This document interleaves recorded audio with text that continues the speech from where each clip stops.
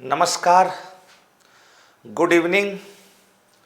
सभी साथियों को नमस्कार, राधे राधे, जय श्री कृष्णा, राम राम। दोस्तों, सभी साथियों का उत्कर्ष के इस डिजिटल प्लेटफॉर्म उत्कर्ष एप्लीकेशन की ऑनलाइन क्लासेज में उत्कर्ष परिवार की तरफ से मैं महेंद्र चौधरी आप सबका हार्दिक स्वागत और अभिनंदन करता हूं। दोस्तों, सभी प्यारे साथियों को नमस्कार। भावना वैष्णव, अभिषेक वैष्णव, अर्चना, जय सिया राम भाई, अभिषेक, कालू लावा, राजेश, किरण रेगर, प्रवीण, सबको प्रणाम, राम राम, राधे राधे। दोस्तों, राधे राधे। कल हमने रीति रिवाज कंप्लीट पढ़ लिए थे, प्रथाएं हम पढ़ रहे थे, और लास्ट में जाते जाते एक प्रथा, डाकण प्रथा हमने पढ़ी थी। अब हम आज और आगे बढ़ते हैं, प्रथाओं को आगे बढ़ाते हैं। ज़्यादा कोई प्रथा है नहीं, कुछ एक बातें हम पढ़ते हैं आगे। विषय अपना राजस्थान की क्लास संस्कृति हो गया, क्लास संस्कृति, और टॉपिक हो गया राजस्थान की प्रमुख प्रथाएं। राजस्थान की प्रमुख प्रथाएं, टॉपिक का नाम हो गया राजस्थान की प्रमुख प्रथाएं। विषय क्लास संस्कृति और टॉपिक राजस्थान की प्रमुख प्रथाएं। चलो बढ़ते हैं प्रथाओं में। डाकण प्रथा हमने पढ़ ली थी, और उसके बाद आगे की प्रथाएं अब पढ़ते हैं। डाकण प्रथा के बाद कुछ छोटी छोटी प्रथाएं हैं। एक तो है दापा, एक है मोताणा दापा, एक है चारी, एक है मोताणा, यहां लिख देता हूं मोताणा, एक है चडोत्रा, चडोत्रा। ये कुछ छोटी प्रथाएं जिनके अर्थ हमें याद रहे। सबसे पहले दापा। दापा का मतलब होता वधु मूल्य लेना, वधु मूल्य लेना। इसको क्या बोलेंगे? दापा। अभी समझाता हूं कैसे। चारी, पैसों के बदले, पैसों के बदले लड़की के ठिकानों में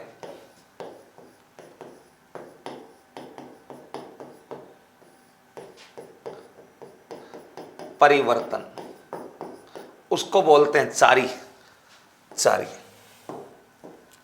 चारी में दूसरा में याद रखना, यह प्रथा मुख्यतः खेराड़ क्षेत्र में प्रचलित थी। खेराड़ क्षेत्र में प्रचलित थी, प्रचलित थी। यहां खेराड़ क्षेत्र का मतलब क्या है? खेराड़ क्षेत्र, खेराड़ क्षेत्र का मतलब है जहाजपुर प्लस शाहपुरा, ये भीलवाड़ा के कस्बे हैं, प्लस गुलाबपुरा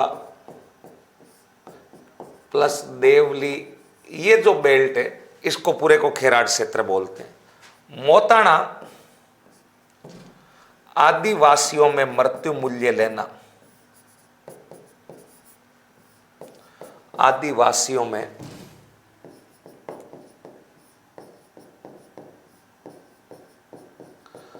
मृत्यु मूल्य लेना।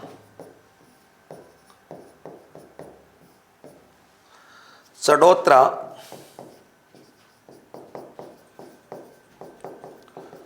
आदिवासियों को मृत्यु मूल्य देना, मृत्यु मूल्य देना। ये लीजिए भाई, इन प्रथाओं के अर्थ अब समझते हैं। सबसे पहला है दापा, वधु मूल्य लेना, और फिर पैसों के बदले लड़की के ठिकानों में लगातार परिवर्तन। देखो, सिंपल भाषा में मैं आपको समझाऊं तो मान लेते हैं कोई दापू नाम की लड़की है। भाई नाम ऐसा लें तो किसी का नाम नहीं मिले। मान लीजिए मैं कोई खुशी नाम ले लूं, कोई पूजा नाम ले लूं, कोई प्रियंका नाम ले लूं, और फिर किसी को बुरा लगे कि सर प्रियंका मेरा नाम है, पूजा मेरा नाम है, तो अपने उदाहरण है, इसमें कोई बुरा नहीं माने। दापू का उदाहरण ले लेते हैं।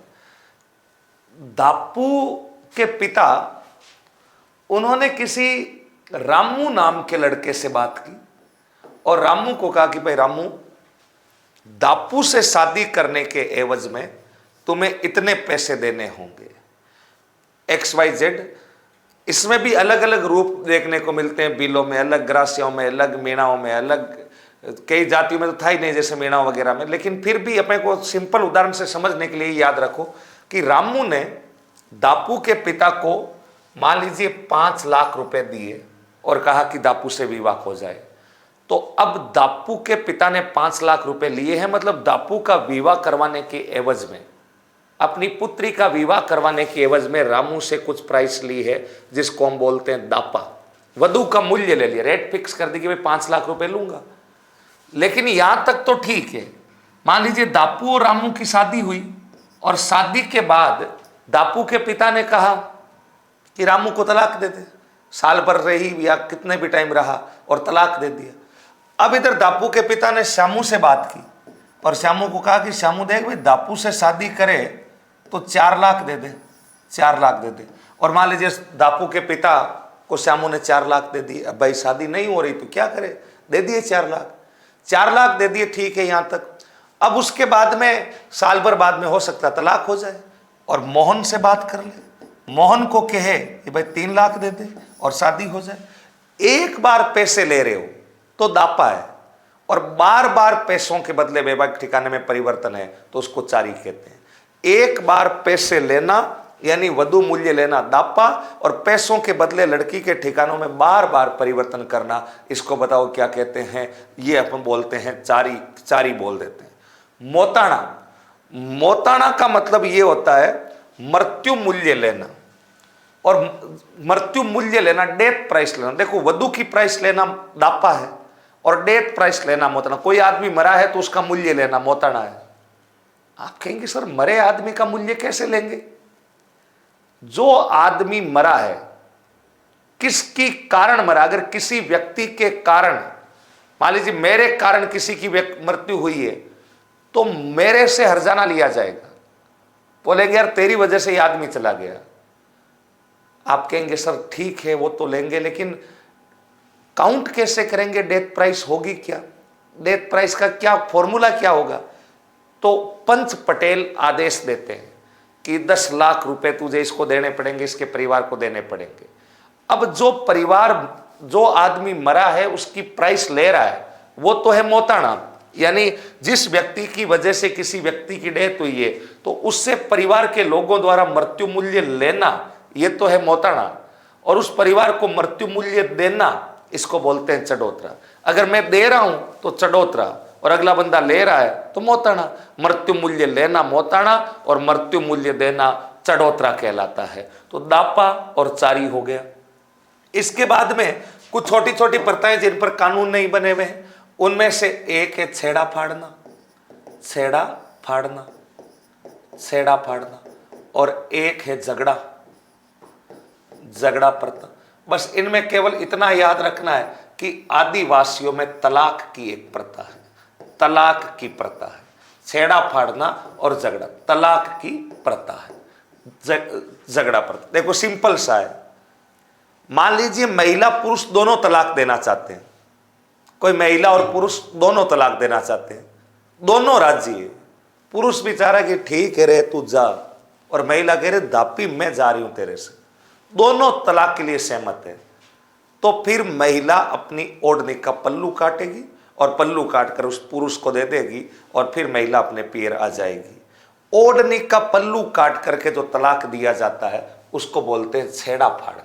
ये कब होता है? जब महिला और पुरुष दोनों तलाक के लिए सहमत हो। एक चलती है झगड़ा, झगड़ा का मतलब महिला और पुरुष में से एक सहमत हो। उदाहरण के लिए दापू और रामू, इनकी शादी हो रखी और दापू तलाक दे रही है रामू को। रामू को क्या दे रही है? तलाक दे रही है।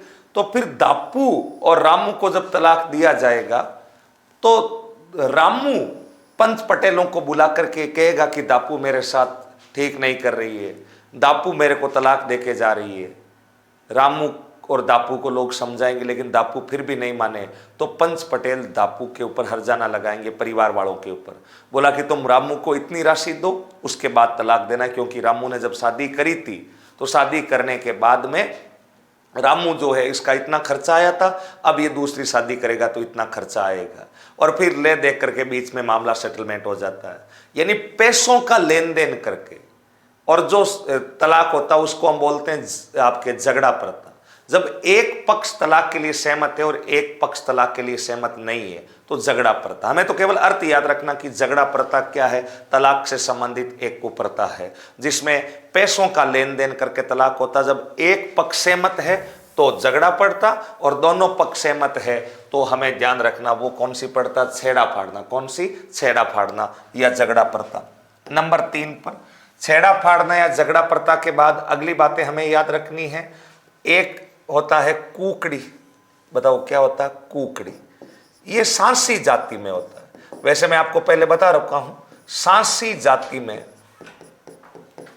सांसी जाति में विवाह से पूर्व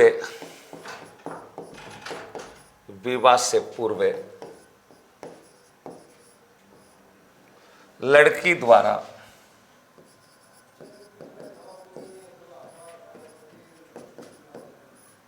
ससुराल में रहते हुए अपने चरित्र की परीक्षा देना। ससुराल में रहते हुए अपने चरित्र की परीक्षा देना।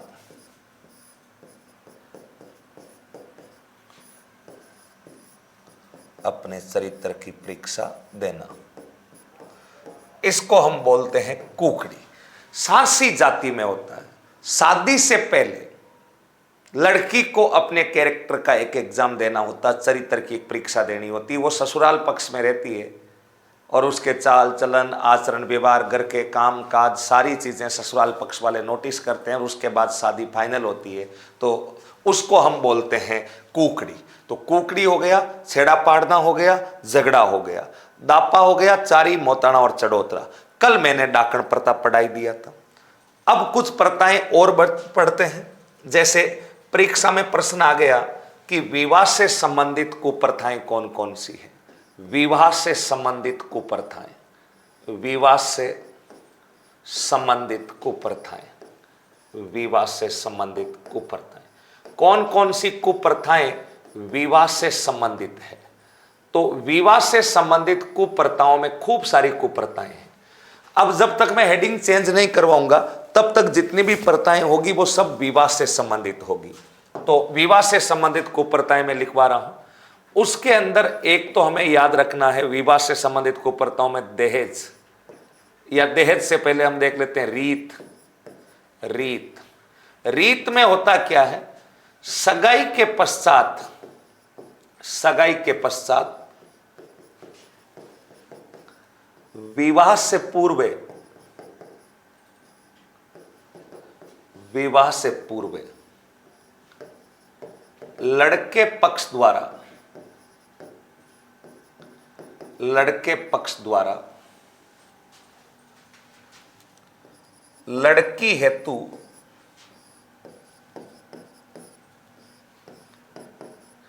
गहने, कपड़े, श्रृंगार सामग्री इत्यादि भेजना। अब लिमिट में है तो ये रिवाज है, लेकिन कभी कभी इतने ज्यादा गहने, आभूषण, श्रृंगार सामग्री लड़का पक्ष लड़की पक्ष को भेजता है। लड़का लड़की को नहीं भेजता, लड़का पक्ष लड़की को भेजता है। ध्यान रखना, सगाई हो गई है लेकिन विवाह नहीं हुआ है। सगाई और विवाह के बीच का जो टाइम पीरियड है उसमें ये जो लेन देन होता है इसको हम बोलते हैं रीत। फिर नंबर 2 टिक्का। ये जस्ट इसका विलोम शब्द है। टिक्का क्या है? सगाई के पश्चात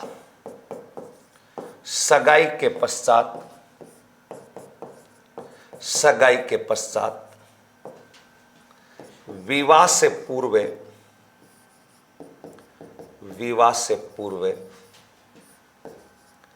लड़की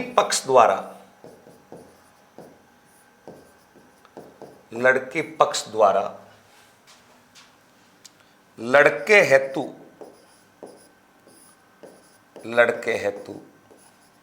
सगाई के पश्चात विवाह से पूर्व लड़की पक्ष द्वारा लड़के हेतु वस्त्र, आभूषण, उपहार इत्यादि भेजना, इत्यादि भेजना। इसको बोलते हैं रीत और टिक्का। रीत और टिक्का।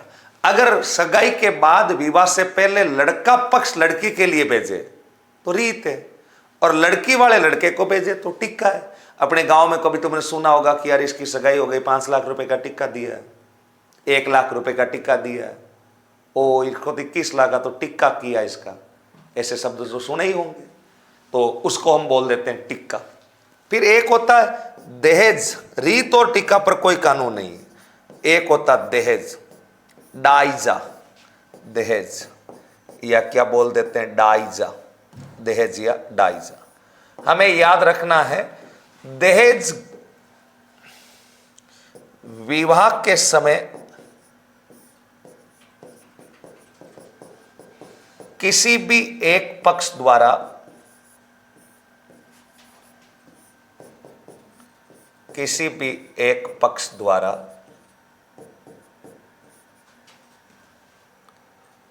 पैसे, उपहार, आभूषण इत्यादि की मांग करना, इत्यादि की मांग करना, इसको हम बोलते हैं दहेज। 1961 दहेज प्रथा को गैर कानूनी घोषित किया गया। गैर कानूनी घोषित किया गया। दहेज प्रथा को गैर कानूनी घोषित किया गया। अगर कोई आदमी स्वेच्छा से देते, जैसे मान लीजिए मेरी बेटी की शादी है और मैं मान लीजिए इच्छा से किसी को 1 करोड़ रुपए दे रहा हूं, जयपुर में मकान दे रहा हूं,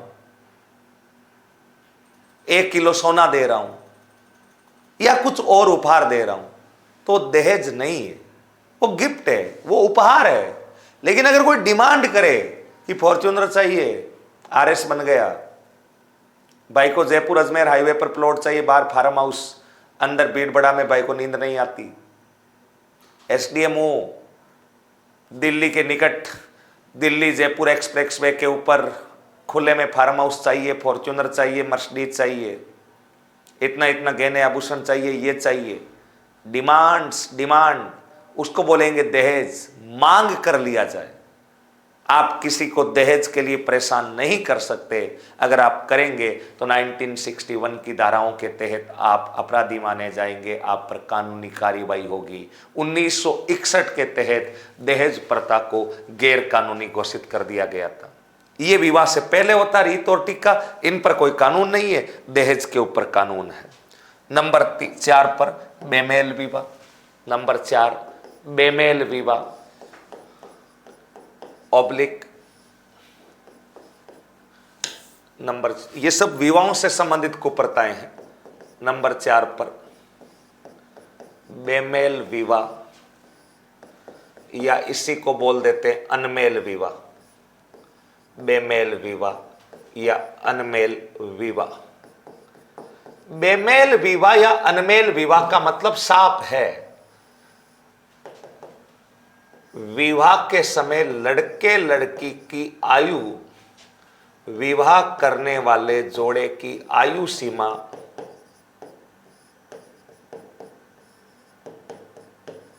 जोड़े की आयु सीमा का अंतराल अत्यधिक होना। आयु सीमा का अंतराल अत्यधिक होना, अत्यधिक होना, इसको हम बोलते हैं बेमेल विवाह। लड़के और लड़की की एज का डिफरेंस बहुत ज्यादा है। 28 साल की लड़की 62 साल के डोकरे से शादी कर रही है। जोड़ा मैच है या अनमैच है? जोड़ा मेल है या बेमेल है, संगत है या असंगत है। आप कहेंगे सर कहां 28 कहां 62, यही तो बात है। अगर कोई ऐसा विवाह करता है, 22 साल की लड़की 42 साल का लड़का, जोड़ा कैसे मैच हो सकता है? 2 साल, 3 साल, 5 साल, अरे मैं तो कह रहा हूं 7 चल जाए, सब छोड़ो 10 चल जाए, लेकिन 2-2 गुना उम्र कैसे पॉसिबल है? अगर ऐसे विवाह होते हैं तो ऐसे विवाहों को बेमेल विवाह कहते हैं। और बेमेल विवाह पर कोई भी रोक नहीं है, भारत सरकार का कोई कानून नहीं। बस भारत सरकार ये कह रखा है कि 21 का छोरा 18 की छोरी तभी बांधो ब्याह की डोरी। इससे पहले मत बांधो डोरी, ऊपर कभी भी बांधो डोरी। अपर लिमिट का प्रावधान नहीं है हमारे यहां। हमारे ये कह रखा है कि तुम जब मर्जी तुम्हारी शादी करो, लेकिन छोरा 21 का, छोरी 18 की, तभी बांधो ब्याह की डोरी, इससे पहले डोरी नहीं बांधनी। 28 साल का आदमी 28 साल की लड़की 60 साल के आदमी से शादी करे तो नो प्रॉब्लम, कोई दिक्कत नहीं है, कोई कानूनी कार्रवाई नहीं हो सकती। क्या हमारे राजा महाराजाओं ने भी इस प्रकार के विवाह रोकने के प्रयास नहीं किए? भारत सरकार तो नहीं करे तो नहीं करे, लेकिन एकमात्र रियासत ध्यान रखना जिसका नाम था अलवर, अलवर रियासत ने बेमेल विवाह के विरुद्ध, अलवर रियासत में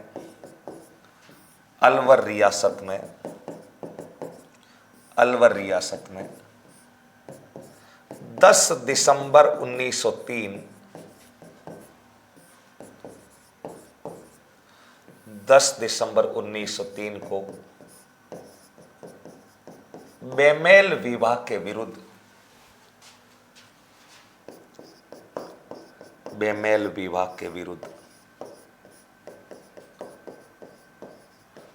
अधिनियम बनाया।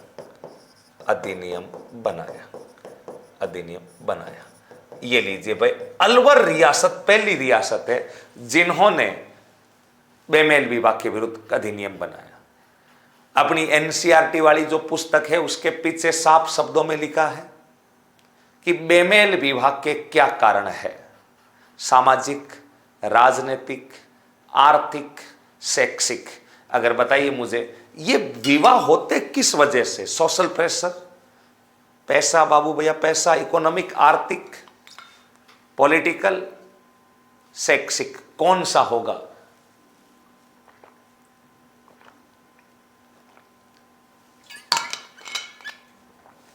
सीधी सी बात है, पैसा तेरी तीखी धार, पैसा तुम्हारी धार बहुत तीखी है। राजस्थानी कहावतें हैं, पैसा थारी तीखी धार, पैसा पैसा क्यों करती है, पैसे की लगा दूं ढेरी, पैसा पैसा। बेमेल विवाह का सबसे प्रमुख रीजन है आप इकोनॉमिक, आर्थिक रीजन।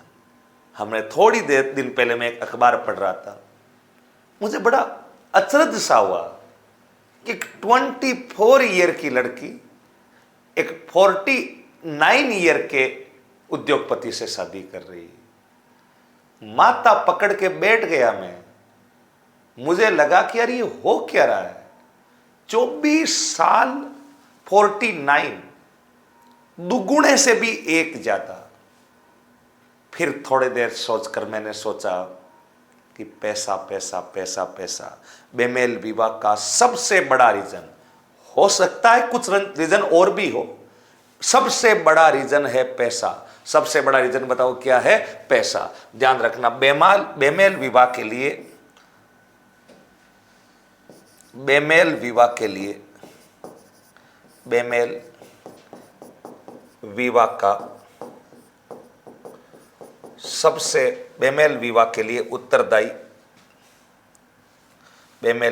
लिए उत्तरदायी कारक आर्थिक क्रियाएं हैं। बेमेल विवाह के लिए उत्तरदायी कारक आर्थिक क्रिया है, उत्तरदायी कारक आर्थिक क्रिया है, पैसों वाला लेन देन है। ये अपने को याद रखना है। अनमैच्ड जो जोड़ा बनता है उसको हम बोलते हैं बेमेल विवाह। बेमेल विवाह। हमारे पड़ोस में हुई एक शादी, 40 का लड़का 18 की लड़की। वही तो कह रहा हूं कृष्णा जी, जी दुख पाता है, जीव दुखता है यार, ये हो क्या रहा है, हम कर क्या रहे हैं, किस दिशा में जा रहा हमारा समाज। ठीक है जी भाई, पैसा है, पैसा बहुत कुछ है, सब कुछ नहीं है, लेकिन आजकल ये कहावत भी गलत हो रही है। यूं लगता है कभी कभी कि नहीं यार पैसा ही सब कुछ है, फिर जब कहावत पर आते हैं तो यूं लगता है कि नहीं पैसा बहुत कुछ है, सब कुछ तो नहीं है। जो भी है, बेमेल विवाह हो गया। बेमेल विवाह के बाद बहु विवाह। बहु विवाह, मान लीजिए आप भयंकर पैसों वाले बन गए, आपने ड्रीम 11 पर टीम बनाई मान लीजिए, और आप लगातार 50 दिन ड्रीम 11 के मेकर बन गए, 100 करोड़ रुपए आ गए मान लेते हैं आपके पास, ड्रीम 11 पर टीम बनाई थी। हमारे यहाँ समुदाय द्वारा हाल ही में लड़की वालों को 1 करोड़, सभी सदस्यों को गोल्ड आभूषण लिए हैं। बोलना मत, अब भाई स्वेच्छा से ले रहे हैं वो बात अलग है, युवाओं का जी दुखता है। भूपेंद्र सिंह जी क्यों दुखता है अपना? आटा साटा भी एक कारण है, आटा साटा अलग रीजन है, वो अपन और पढ़ेंगे। आटा साटा खुद एक प्रथा है, कारण नहीं है। जिसके पास पैसा है वो आज का राजा है, लगता है कभी कभी, लेकिन कभी कभी यूं लगता है कि नहीं, पावर, सत्ता, शक्ति, राजा पैसों से नहीं बनता, राजा शक्ति से बनता है। आप अगर कल को एसडीएम बनते हैं, पूरे तहसील के मालिक है, नंगे पांव घुमा सकते हो, कितना भी पैसे वाला होगा, कानून सबसे बड़ा है। मानते हैं कि पैसों वालों के लिए कानून भी आसान हो जाते हैं, लेकिन आपका जिस दिन दिमाग खिसके सबको लाइन पर लगा सकते हैं। कोई ज़्यादा से ज़्यादा क्या होगा, सस्पेंड हो जाएंगे, लेकिन बता देंगे जिस दिन यूँ दिमाग लगे, कभी कोई यूँ कहे कि पैसे वाला है, यूँ है, और अपने को यूँ लगे कि नहीं पैसा नहीं, ताकत भी बहुत बड़ी चीज़ है, कानून बहुत बड़ी चीज़ है, तुम बता सकते हो, ऐसी कोई बड़ी बात नहीं है। हो सकता है कि बाद में कोई पैसों वाला है, बड़ा ही कोई कॉन्ट्रैक्ट सस्पेंड हो जाएगा, वापस बहाल हो जाएंगे, क्या बिगड़ जाएगा। लेकिन पैसा बहुत कुछ है, सब कुछ तो हम नहीं कह सकते। अब हम बात है बहु विवाह। आपके पास मान लीजिए ड्रीम 11 पे टीम बनाई भाई, अब नौकरी से तो पैसा धीरे धीरे आता रहेगा, अपने को बनना अचानक पैसों वाला किसी ने बनाई। ये सारे जुए हैं, इनके चक्रों में मत पड़ना। लेकिन हम कहते हैं मान लीजिए कोई अचानक 50 करोड़ रुपया है, आपने शाम को ही कहा कि बस आज भाई 3 शादियां करेगा, यूं बाहों को यूं फुला रहे हो, यूं कर रहे हो, 3 शादियां करेगा भाई। क्या 3 शादियां की जा सकती है? क्या 1 से अधिक विवाह किए जा सकते हैं? क्या 1 से अधिक विवाह किए जा सकते हैं? बहु विवाह हिंदू धर्म में जो है नहीं होते हैं। 1 से अधिक विवाह को बताओ क्या बोलते हैं? बहु विवाह। 1 से अधिक विवाह जो वर्तमान में निषेध है, 1 से अधिक विवाह, 1 से अधिक विवाह कुछ परिस्थितियों को छोड़कर नहीं किए जा सकते। 1 से अधिक विवाह कुछ परिस्थितियों को छोड़कर,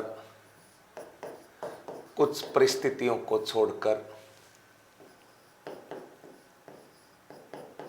कुछ परिस्थितियों को छोड़कर, कुछ परिस्थितियों को छोड़कर नहीं किए जा सकते, नहीं किए जा सकते। अब वो परिस्थिति क्या है? एक तो है तलाक, एक है पति ऑब्लिक पत्नी की मृत्यु, पति ऑब्लिक पत्नी की मृत्यु, पत्नी की मृत्यु। ये लीजिए भाई, इसका मतलब यह है कि किसी आदमी की एक शादी हो रखी है, अब उसका मूड वाकई नहीं यार एक और करते हैं, नहीं भाई साहब, या तो पत्नी की किसी वजह से डेथ हुई है या तलाक हो गया है, तो आप दूसरी शादी कर सकते हैं। एक टाइम एक ही पत्नी से के साथ रह सकते हैं। मान लेते हैं कि कोई पति पत्नी है, लड़ाई हो गई, बन नहीं रही आपस में, खार खा के बैठे एक दूसरे पर, दूर दूर बैठे हैं, पत्नी जयपुर में है, पति जोधपुर में है, गांव है, कहीं पर भी है, दूर है, बातचीत नहीं होती, तलाक लीगली हुआ नहीं है, तो क्या दूसरी विवाह की जा सकती है? नहीं। जब तक तलाक कंप्लीट नहीं है तब तक दूसरा विवाह नहीं कर सकते। आप कहेंगे सर ये कैसी बातें हुई? पति पत्नी में मान लीजिए झगड़ा हो गया, मिसअंडरस्टैंडिंग हुई, हो जाती है गलतफहमियां और हो गया झगड़ा, और अब 10 साल तक ही पति पत्नी में बोलचाल बंद है, पत्नी अलग है, पति अलग है, तो फिर जीवन तो नरक बन गया सर। जी भाई साहब, आप जैसे पढ़े लिखे लोगों का ये सही सोचना है। इसलिए हमारे देश में लिव इन रिलेशन जैसे शब्द अस्तित्व में आ गए। हमारी कल्चर में नहीं थे ये शब्द पश्चिमी देशों की कल्चर में थे, लेकिन लीगली कोर्ट के माध्यम से लिव इन रिलेशन को प्रोसेस किया गया कि अगर पति और पत्नी में झगड़ा है, दोनों अलग अलग रह रहे हैं और तलाक का मामला पेंडिंग है, चल रहा है, तब तक आप लिव इन रिलेशन किसी अन्य व्यक्ति के साथ अपनी स्वेच्छा से रह सकते हैं, लेकिन आप शादी के परिणय सूत्र में नहीं बंध सकते। आप लिव इन रिलेशन जरूर रह सकते हैं, शादी में नहीं बंध सकते, शादी नहीं कर सकते। और जिस दिन तलाक के पेपर कंप्लीट हो जाए, तलाक कंप्लीट हो जाए, उसी दिन भले ही शादी करके पोस्ट डाल देना, आज से नए युग की शुरुआत। यूं नीचे हाथ जोड़ करके आज से नए युग की शुरुआत। तो ये अपने को थोड़ा सा ध्यान रखना है। करना चाहते हैं तो तलाक देना होगा, पहले वाले को बिल्कुल देना होगा। तो पति पत्नी की मृत्यु या पत्नी की मृत्यु हो गई है तो उसके बाद दोबारा किया जाता है बहु विवाह। ठीक है, बहु विवाह के बाद में एक अपने हो जाता है आटा साटा। आटा साटा, इसमें भी आर्थिक और सामाजिक कारण शामिल रहते हैं। ये बेटी देकर बहू लाने की एक गौर कुप्रथा। बेटी के बदले बहू लाने की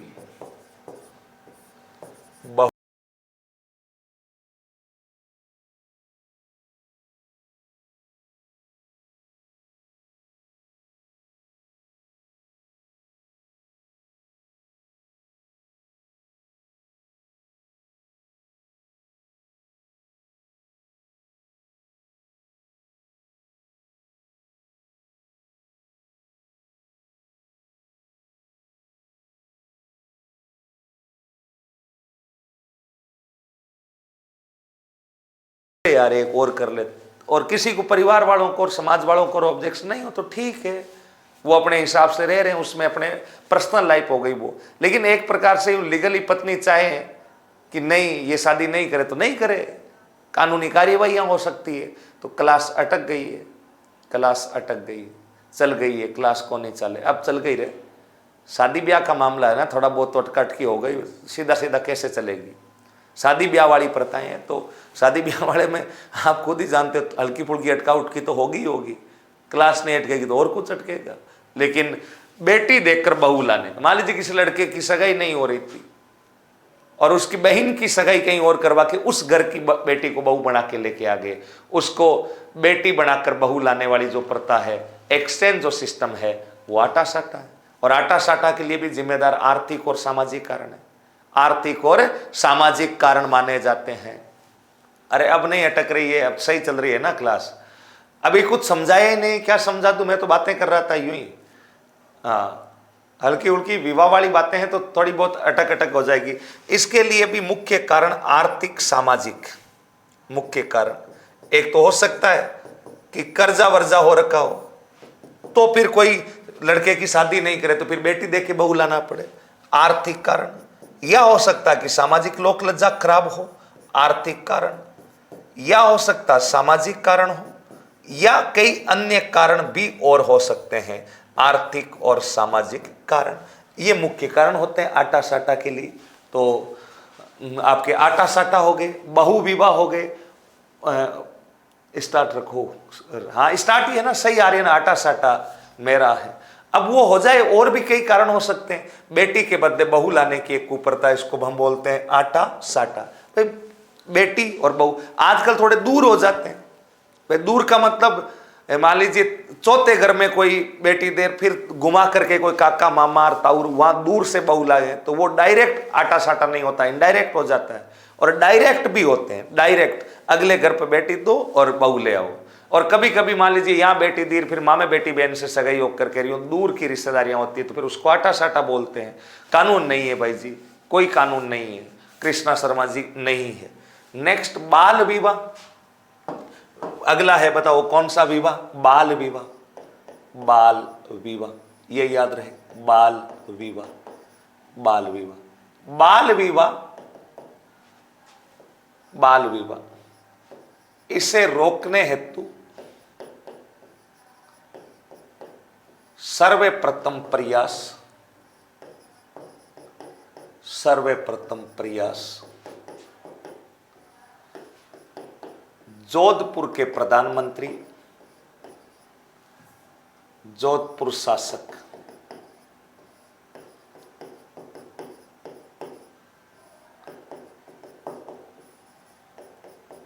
जसवंत सिंह सेकंड के प्रधानमंत्री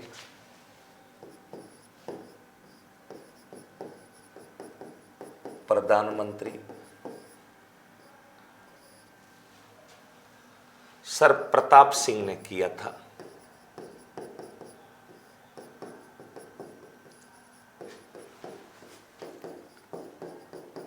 प्रताप सिंह ने किया था।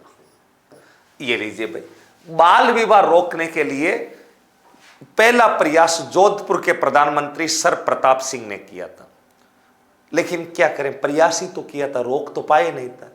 पब्लिक मानती कहां है, अपने लोगों कानून का उल्लंघन भी तो कर देते हैं, इसलिए प्रयास किए थे। ठीक है, अब बाल विवाह के विरुद्ध बने प्रमुख कानून, बाल विवाह के विरुद्ध बने प्रमुख कानून, बाल विवाह के विरुद्ध बने प्रमुख कानून, बाल विवाह के विरुद्ध बने प्रमुख कानून, बाल विवाह के विरुद्ध बने प्रमुख कानून। उन प्रमुख कानूनों में अगर देखा जाए बाल विवाह के विरुद्ध बने प्रमुख कानून, तो इसमें पहला बना था Sharda act, Sharda act, Sharda act 1929,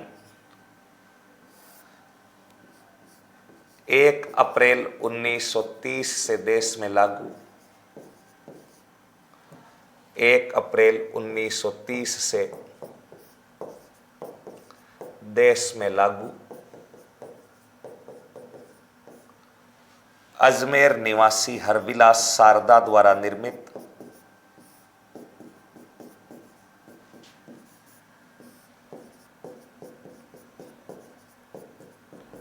Ajmer निवासी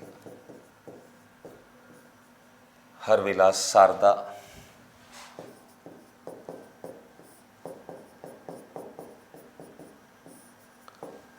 बाल विवाह के विरुद्ध प्रथम कानून,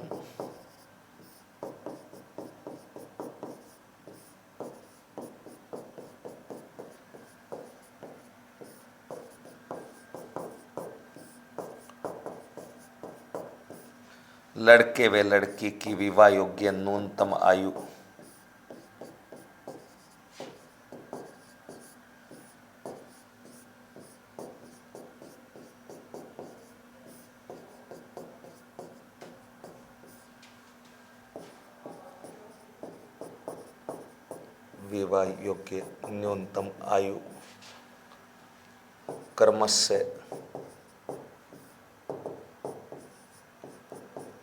18 वर्ष एवं 14 वर्ष निर्धारित।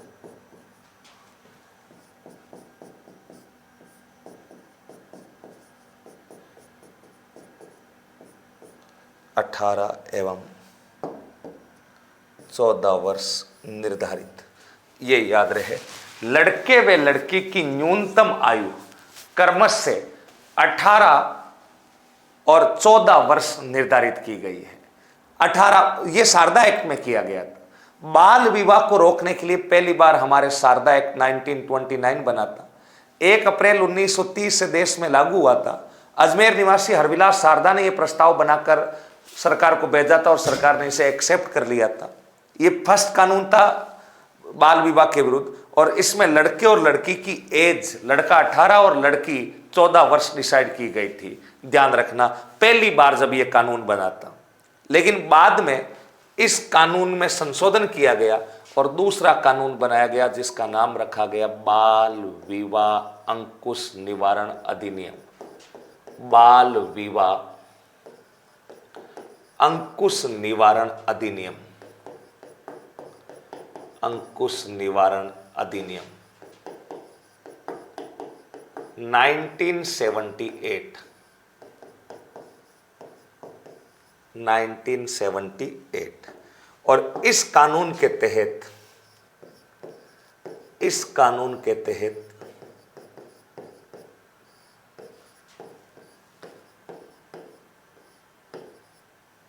लड़के लड़की की, लड़के लड़की की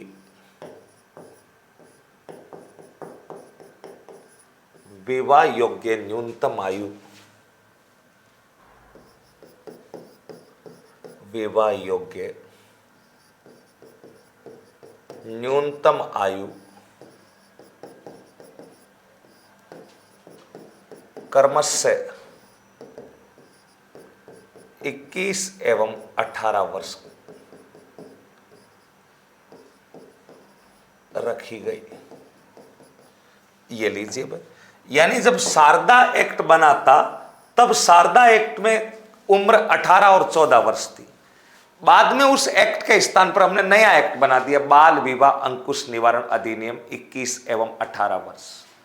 और फिर हमने कानून बनाया जिसका नाम है बाल विवाह प्रतिषेध अधिनियम, बाल विवाह प्रतिषेध अधिनियम।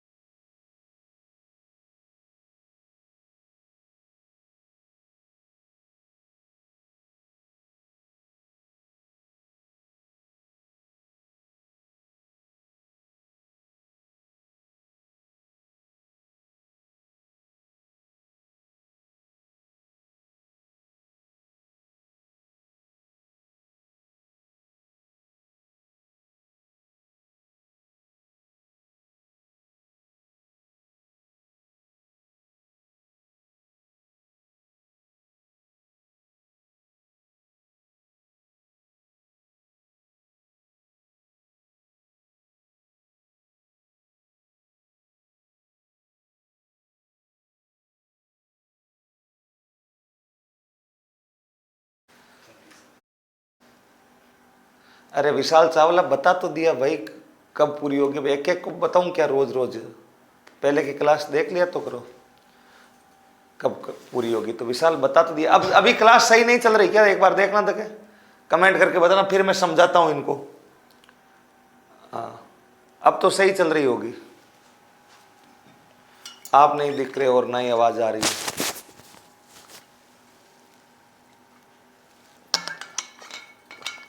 वॉइस नहीं आ रही है। आ रही? अब आ रही होगी, अब क्लियर है। ओके ओके ओके, सही है। चलो अब देखो, बाल विवाह, इसे बाल विवाह सब जानते हैं। कम उम्र में, अब समझ लो भाई एक बार, कम उम्र में विवाह करने योग्य, कम उम्र में विवाह कर ले तो उस विवाह को हम बाल विवाह बोलते हैं, कम उम्र में। अब उम्र कितनी होगी उसको तो अलग अलग कानून बने हैं। बाल विवाह को रोकने के लिए पहली बार शारदा एक्ट बना था, जिसमें हमने कहा कि लड़के और लड़की की एज कितनी होनी चाहिए? 18 और 14 वर्ष होनी चाहिए। लेकिन इस कानून से बाल विवाह रुके नहीं। हम भारतीय लोग मानते कहां है कानून? कानून है कि हेलमेट पहन करके दुपहिया वाहन चलाएंगे। कहां चलाते हो तुम? हेलमेट हम तभी पहनते हैं जब आगे पुलिस वाले खड़े होते हैं, चालान नहीं कट जाए। बाकी अगर आज राजस्थान पुलिस ये घोषणा कर दे कि हम बिना हेलमेट वालों के चालान नहीं काटेंगे, अपनी मर्जी हो तो पहनो सुरक्षा के लिए, नहीं तो मत पहनो। मैं कह रहा हूं 10% आदमी नहीं पहनेंगे, बाकी 10% आदमी पहनेंगे, बाकी नहीं पहनेंगे। अपने सुरक्षा तो कूट कूट के भरी अपने अंदर। कहां मानते हम कानून को? हमें जब डर बैठता है तब हम कानून मानते हैं। बिना डर के हम किसी बाप की नहीं सुने, किसी की बाप की नहीं सुने, हम हमारी मर्जी चलाते हैं। बाल विवाह में भी यही था।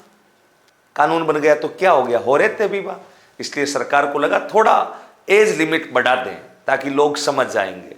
और बाल विवाह इस शारदा एक्ट को संशोधन करके हमने कहा कि कानून होगा बाल विवाह अंकुश निवारण अधिनियम। बाल विवाह पर अंकुश लगाने के लिए नियम लाए और हमने एज 21 और 18 कर दी बढ़ाकर।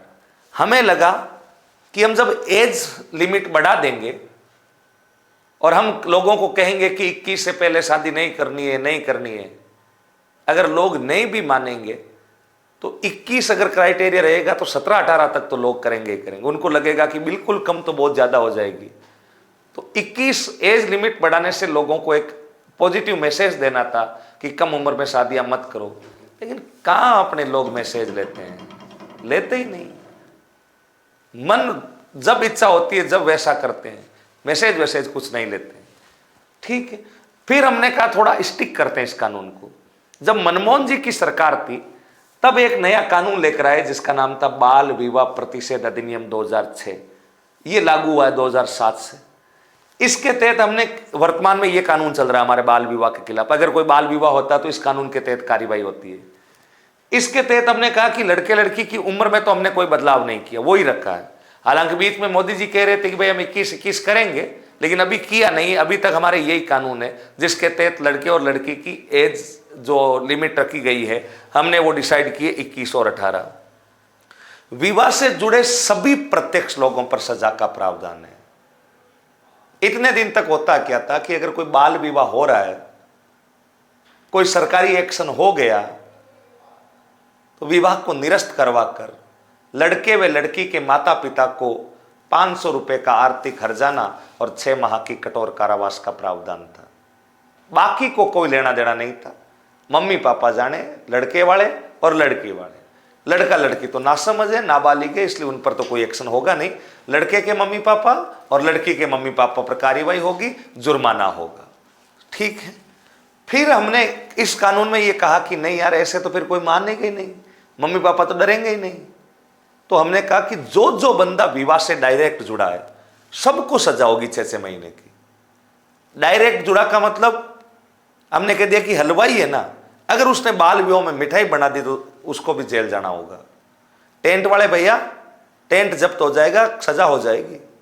डीजे वाले बाबू, डीजे नहीं बजा पाओगे। पंडित जी दोबारा फेरे नहीं करवा पाएंगे। और सबसे महत्वपूर्ण इसमें कहा गया प्रिंटिंग प्रेस वालों के लिए, जो शादी के कार्ड छाप रहे हैं उनको भी बाउंड किया गया। और यह कहा गया कि कोई भी प्रिंटिंग प्रेस ऑफसेट वाला अगर किसी लड़के लड़की के विवाह से संबंधित कुमकुम पत्रिका अर्थात शादी के कार्ड प्रिंट कर रहा है, छाप रहा है, तो उस प्रिंट या ऑफसेट वाले की यह जिम्मेदारी है कि वो एक बार लड़के और लड़की की एज वेरीफाई कर ले।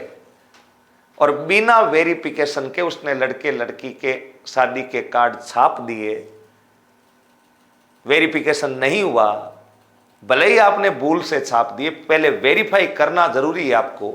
या तो आप छापो ही मत, और नहीं तो वेरीफाई करके छापो। और अगर छाप दिए बाद में कार्यवाही हो गई, आपकी प्रिंटिंग प्रेस सीज हो जाएगी, मशीनरी जब्त हो जाएगी और 6 माह के लिए कठोर कारावास भी हो जाएगा।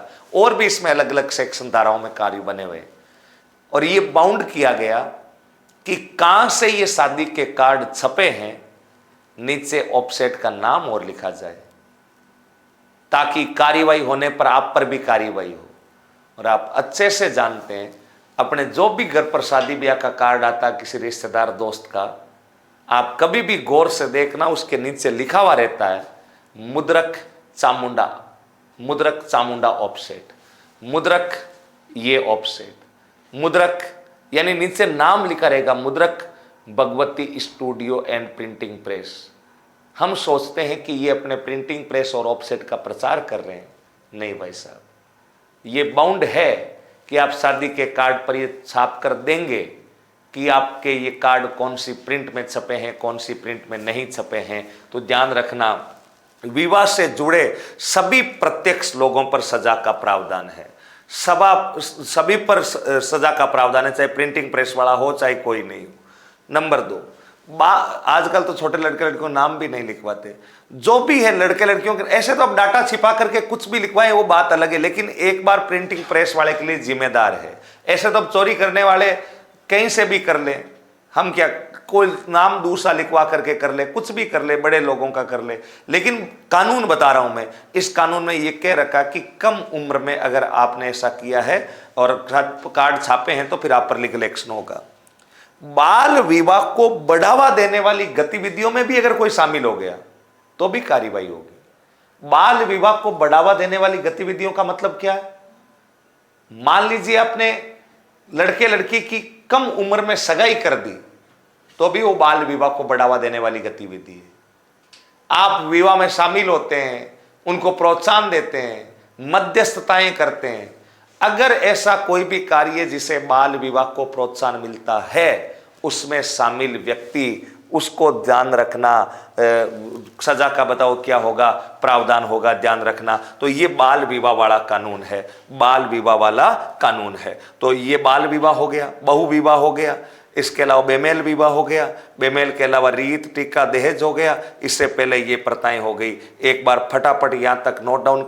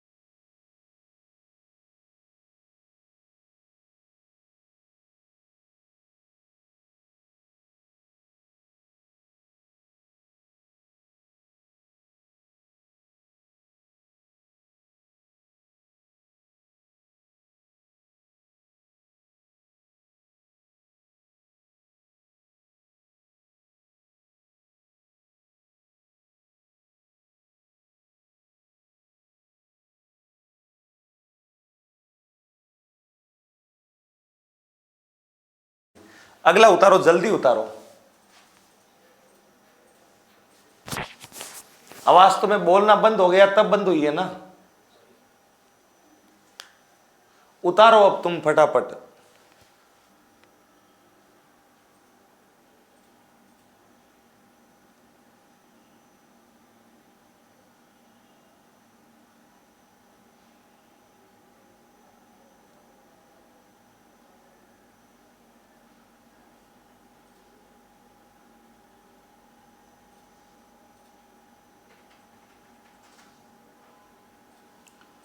डन। अगला भी उतार लिया, अगला उतारो, अगला उतारो।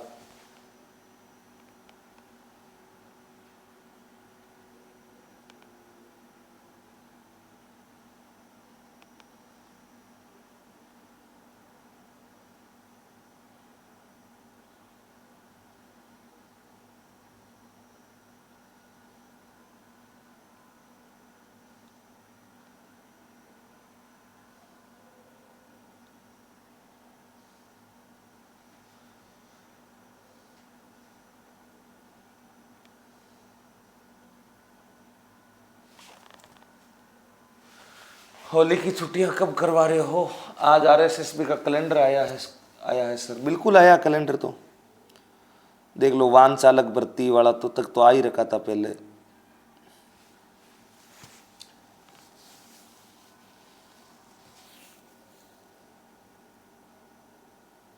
अभी तक नहीं आई क्या साइल?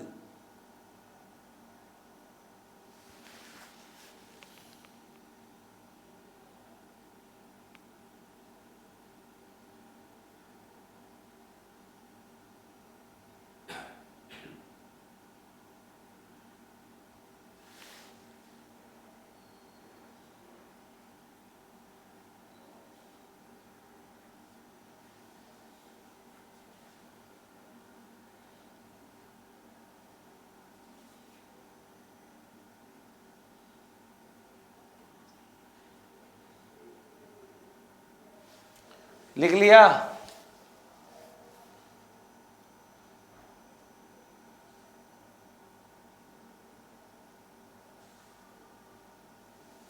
हाँ, वो तो देखो अभिषेक जी, कुछ ना कुछ होता ही है। अगला लिखो फटाफट।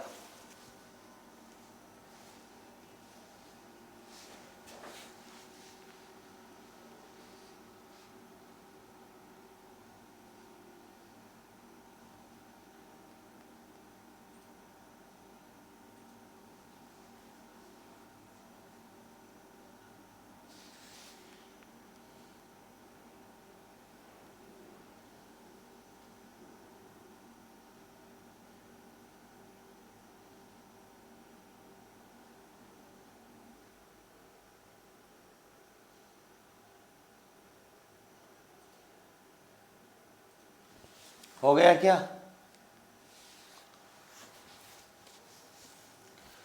बीएड के बारे में थोड़ी जानकारी दे। तो भाई बीएड बीएड के बीच में या मत लाया करो भाई, फाउंडेशन निर्मल बैच है। आप मुझे आरएस से संबंधित जो जानकारी चाहिए बताइए। अच्छा नहीं रहता हर किसी के बारे में। मैं तो जानकारियाँ और भी दे दूँ खूब सारी, लेकिन कुछ लिमिटेशंस, कुछ सीमाएं हर बैचेज की होती है, उनको ध्यान में रखना चाहिए।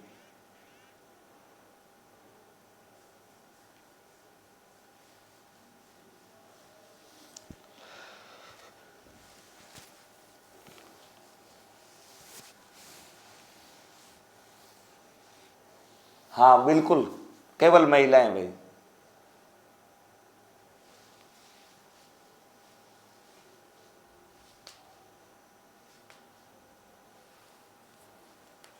जल्दी उतारो।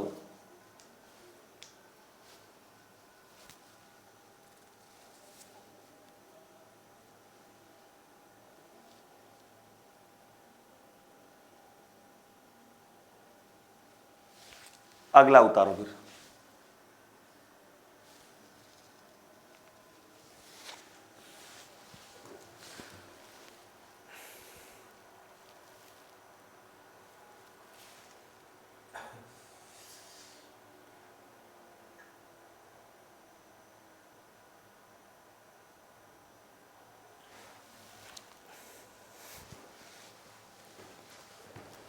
नहीं रीना प्रजापति, मेंस का एग्जाम दे रहे हो तो एक तो प्रजामंडल, एक किसान आंदोलन और एक राजनीतिक सामाजिक जन जागरण, ये आधुनिक वाले पोर्शन पढ़ने आपको। ले ली भाई बोलू कुमार।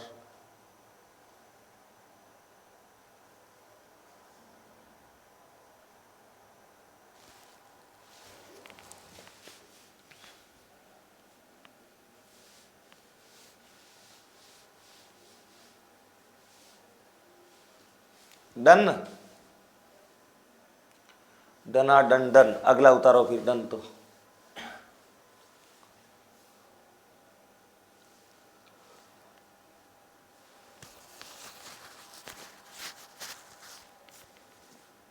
मध्यकाल में प्रशासनिक व्यवस्था पढ़नी है रीना जी, मेंस के लिए।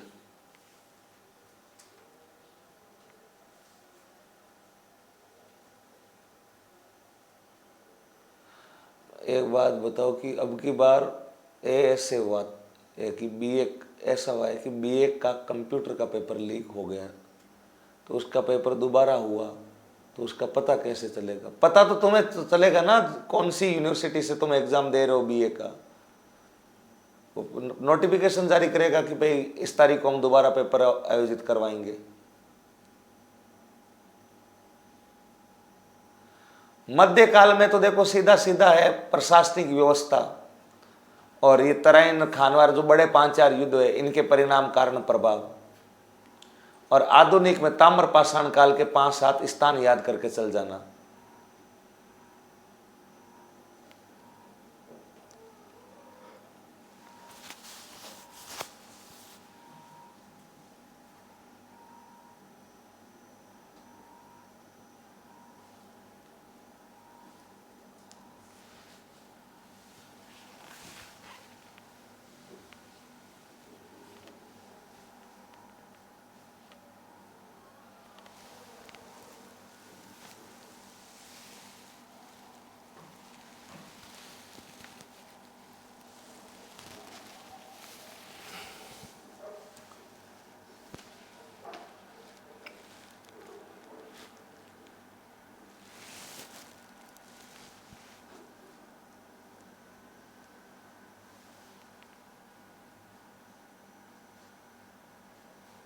बिल्कुल सिद्धार्थ भाई, चलो भाई आगे बढ़ते हैं।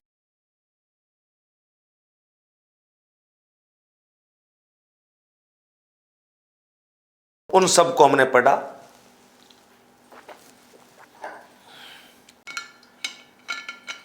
देखो, एक होता पुनर्विवाह, पुनर्विवाह, पुनर्विवाह। पुनर्विवाह प्रथा नहीं है, लेकिन पुनर्विवाह का अधिकार कब मिला था यह हमें याद रखना है। पुनर्विवाह, अगला हमें हेडिंग लगाना पुनर्विवाह। प्रथाओं में ही अगला हेडिंग लगाना पुनर्विवाह। पुराने टाइम में मैंने आपको 1-2 कहानियां भी बताई थी ऐसी, हूं गोरी किण पिवरी, मैं पत्नी किस पति की हूं। उसके माध्यम से मैंने आपको समझाया भी था कि अलग अलग समय पर सामाजिक स्ट्रक्चर अलग अलग रहे हैं, और हमने ये भी बताया था कि अलग अलग समय पर सामाजिक स्ट्रक्चर तो अलग अलग रहे हैं जो रहे हैं, लेकिन महिलाओं की चौरी एक ही बार बनती थी। ऐसा बताया जाता था कि कोई भी महिला अगर उसकी किसी कारण से पति की डेथ हो गई तो दोबारा शादी नहीं कर पाएगी, उसे फिर वहीं उसी परिवार के किसी पुरुष की चूड़ी वगैरह पहन कर रहना पड़ता था। ऐसी अलग अलग समय पर अलग अलग व्यवस्थाएं बनी हुई थी। अब आप मुझे बताइए, दुर्भाग्य से, बदकिस्मती से, अगर कोई 15-16 साल की लड़की जिसकी शादी हुई थी, क्योंकि उस समय 15 साल की उम्र में तो शादी नॉर्मल बात थी। नॉर्मल क्या थे, होती ही थी, 15 साल के बाद तो शादियां नहीं करते, तो यूं कहते कि यार लड़की इतनी बड़ी हो गई अभी तक शादी नहीं की। भाई सरकार ने जब पहली बार बाल विवाह का कानून बनाया था तब खुद ने सरकार ने कहा कि लड़की की उम्र 14 साल सही है, 14 साल की उम्र की लड़की की शादी कर देनी चाहिए। तो जब मान लीजिए कोई 14-15 साल की लड़की की शादी हुई और किसी कारणवश बदकिस्मती से उसके पति की 2 साल बाद ही डेथ हो गई, 17 साल की वो लड़की है, विधवा हो गई है, क्या उसे पुनर्विवाह का अधिकार मिलना चाहिए, या उसे अपनी अब जीवन की इच्छाओं को, जीवन को अब सीमित करके अपने अनुसार वो अब जीवन नहीं जी सकती? उसको पुनर्विवाह का अधिकार मिलवाने के लिए सबसे ज्यादा प्रयास अगर किसने किया था तो वो किया था ईश्वर चंद्र विद्यासागर ने। ध्यान रखना, पुनर्विवाह का अधिकार प्राप्त करने के लिए हमें याद रखना है ईश्वर चंद्र विद्यासागर के प्रयासों से, ईश्वर चंद्र विद्यासागर के प्रयासों से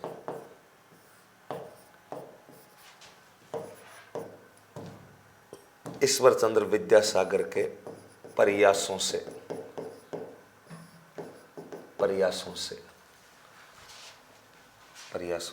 विधवा पुनर्विवाह अधिनियम 1856, विधवा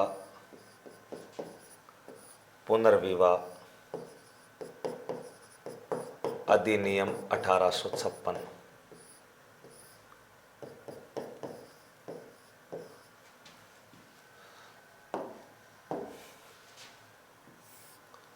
बनाया लॉर्ड डलहौजी ने। यह अधिनियम बनाया था लॉर्ड डलहौजी ने।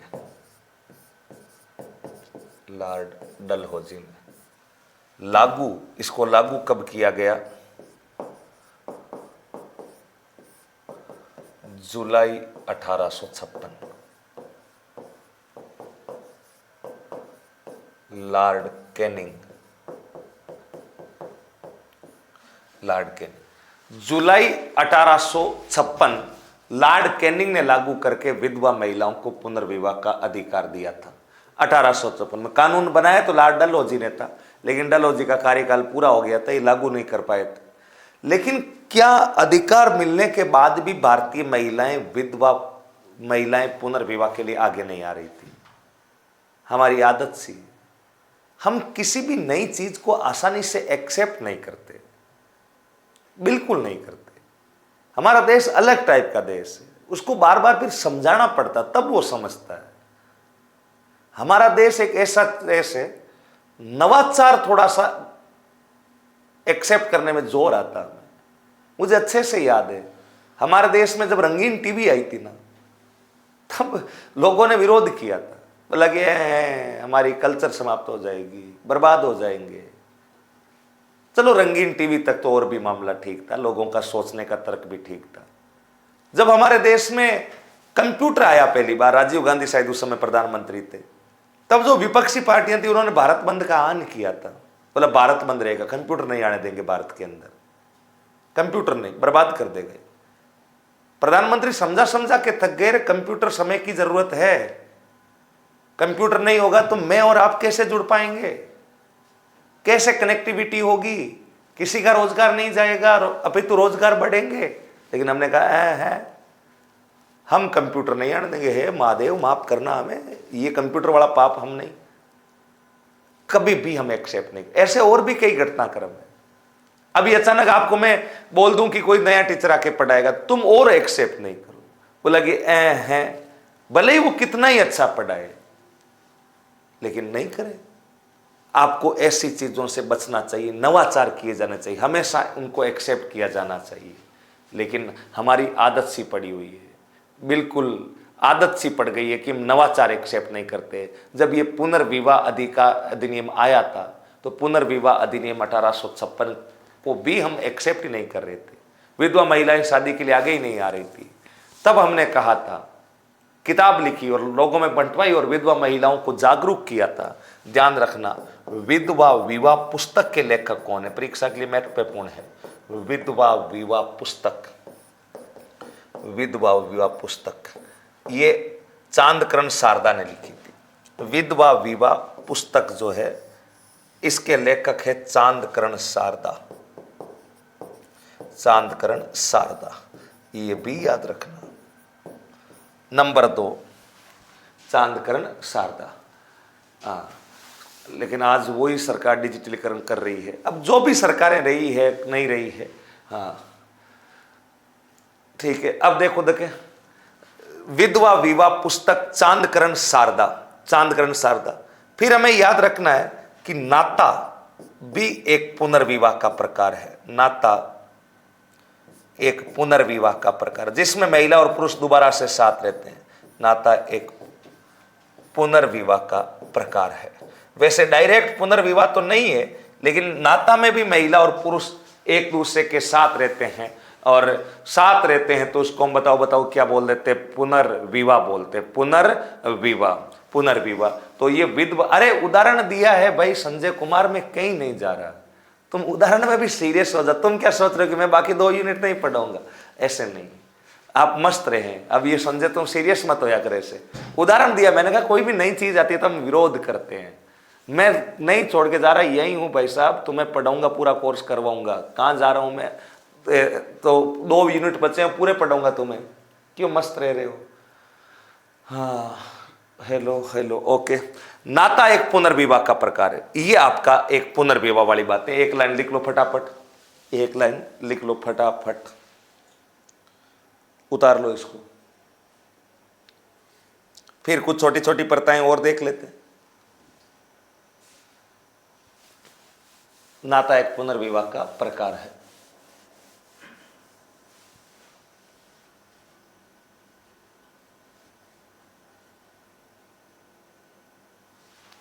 ओके डन, पुनर्विवाह का एक प्रकार है।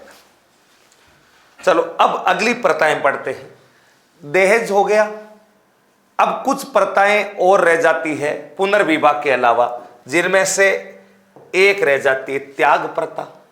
यह भी याद रहे, त्याग प्रथा, त्याग प्रथा। एक रह जाती है डावरिया, डावरिया, त्याग प्रथा और डावरी, ये देख लेते हैं। त्याग प्रथा में क्या होता था, बड़े परिवारों में, बड़े परिवारों में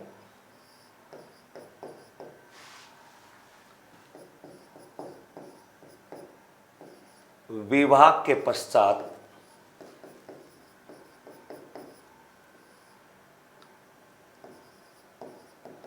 लड़की की विदाई के समय, लड़की की विदाई के समय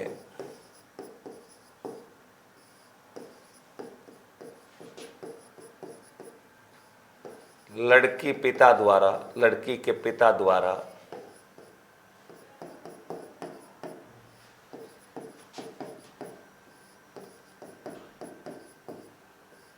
जाति विशेष के लोगों को, जाति विशेष के लोगों को, जाति विशेष के लोगों को त्याग राशि देने की प्रथा, त्याग राशि देने की प्रथा।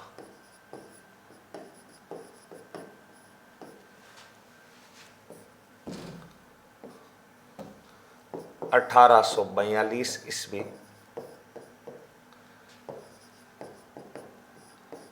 इस प्रथा पर सर्वप्रथम प्रतिबंध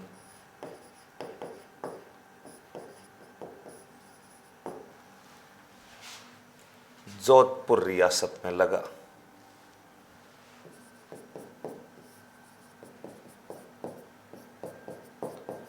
जोधपुर रियासत में लगा।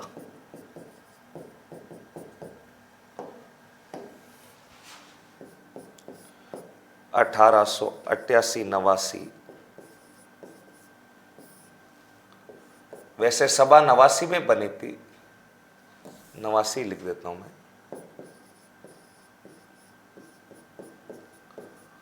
वाल्टर कृत राजपूत हितकारिणी सभा ने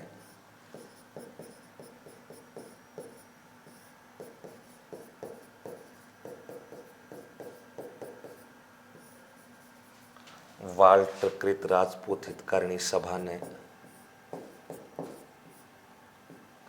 वाल्टर कृत राजपूत हितकारिणी सभा ने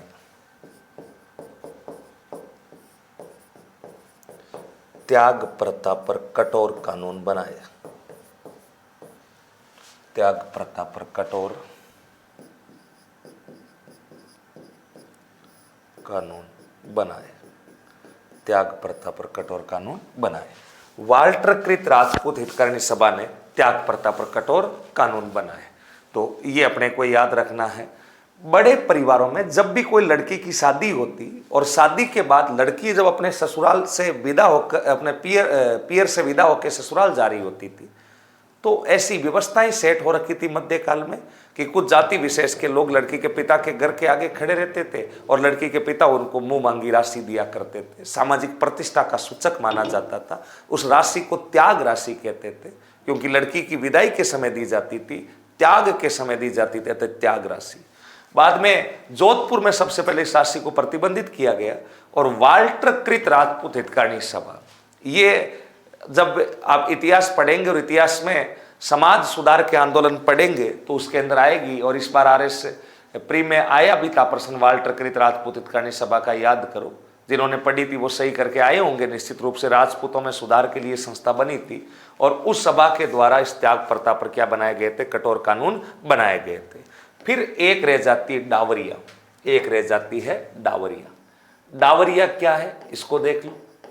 डावरिया, डावरिया का मतलब कभी आपने दास और दासी के बारे में नाम सुना होगा। दास दासी क्या होते हैं, सेवक सेविका। भाई अब किसी बड़ी राजकुमारी की शादी हो रही है, शादी के बाद जब वो अपने ससुराल जा रही है तो ससुराल जाके अब ऐसा थोड़ी कि वो किचन वगैरह का काम करेगी, रोज पूछेगी कि सब्जी काहे की बनाऊं, रोटी बाजरी की बनाऊं, मक्के की बनाऊं, गेहूं की बनाऊं, कल सब्जी ले आना, तेल कोनी, आटो कोनी, ये नहीं है वो नहीं है। रॉयल फैमिलीज रॉयल तरीके से रहेंगे। अब रॉयल तरीके से रहेंगे तो सीधी सी बात है, सेवक सेविकाएं चाहेंगे। सेवक सेविकाएं आएंगे कहां से, तो बड़े परिवारों में लड़की की शादी पर, बड़े परिवारों में लड़की की शादी पर साथ में कुछ लड़कियां दहेज के रूप में भेजी जाती थी, उनको डावरिया कहते। देखो एक है ओलंदी, हमने ओलंदी पढ़ा कि जब भी कोई नव विवाहिता प्रथम बार ससुराल जाती है तो उसके साथ एक समझदार महिला जाती है और वो वापस 1-2 दिन में वापस आ जाती है। ओलंदी तो टेम्परेरी सिस्टम है और डावरिया परमानेंट है, परमानेंट सेवक सेविका के रूप में, उनको हम बोलते थे डावरिया। और मानव व्यापार होता था जिस पर टैक्स और लेते थे चौतान। दास दासियों के लिए मानव व्यापार सा होता था जिसको बोलते थे चौतान कर। नहीं कल नहीं हो पाएगा अभिषेक वैष्णव, बाकी टॉपिक अगली क्लास में शुरू कर पाएंगे, आज तो यहीं तक पढ़ेंगे। डावरिया, डावरिया में हमें याद रखना है बड़े परिवारों में, बड़े परिवारों में, बड़े परिवारों में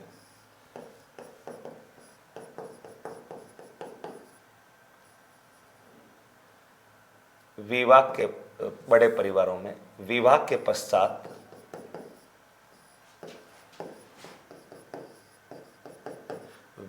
पश्चात पुत्री की विदाई के समय, पुत्री की विदाई के समय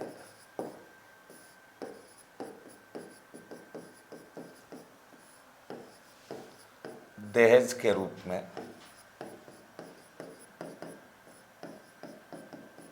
भेजी जाने वाली कन्याएं, भेजी जाने वाली कन्याएं, इनको डावरिया दास या दासी कहते थे। एक हमें याद रखना है, मानव व्यापार पर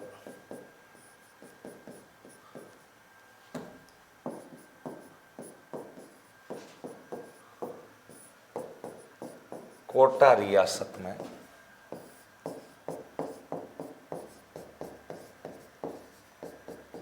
चौथान कर लगता था।